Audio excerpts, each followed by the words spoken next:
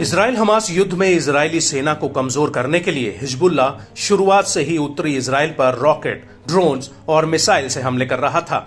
और जब 13 अप्रैल की रात को ईरान ने इजराइल पर हमला किया था तो उस हमले में भी हिजबुल्ला ने ईरान का साथ दिया था। लगातार हो रहे हमलों की वजह से इजरायली सेना का हिजबुल्ला के साथ टकराव बढ़ता जा रहा है।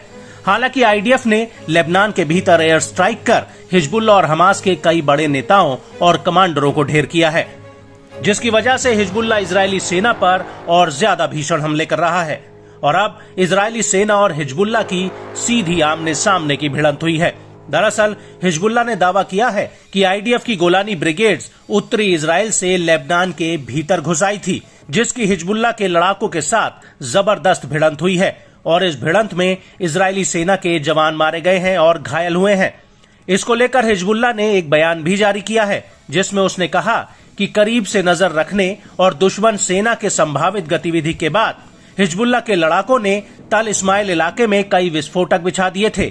जैसे ही गोलानी ब्रिगेड ने बॉर्डर पार किया और वो बारूद वाली जगह पर पहुंची, वैसे ही बारूद को डेटोनेट कर दिया गया, जिसमें गोलानी ब्रिगेड्स के कई जवान मारे गए और घायल हुए हैं।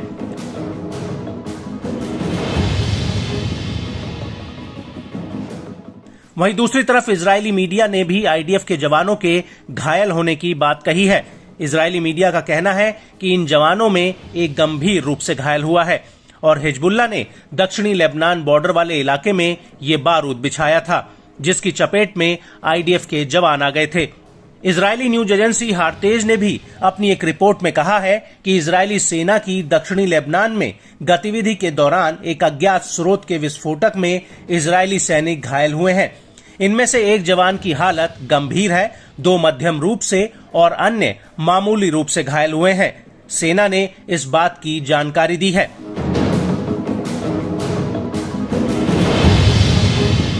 इजरायली मीडिया ने इस बात की भी पुष्टि की है कि घायल हुए जवान गोलानी और यलाम ब्रिगेड से ताल्लुक रखते हैं और इन जवानों को हेलीकॉप्टर के जरिए घटनास्थल से रेस्क्यू करके अस्पताल ले जाया गया है।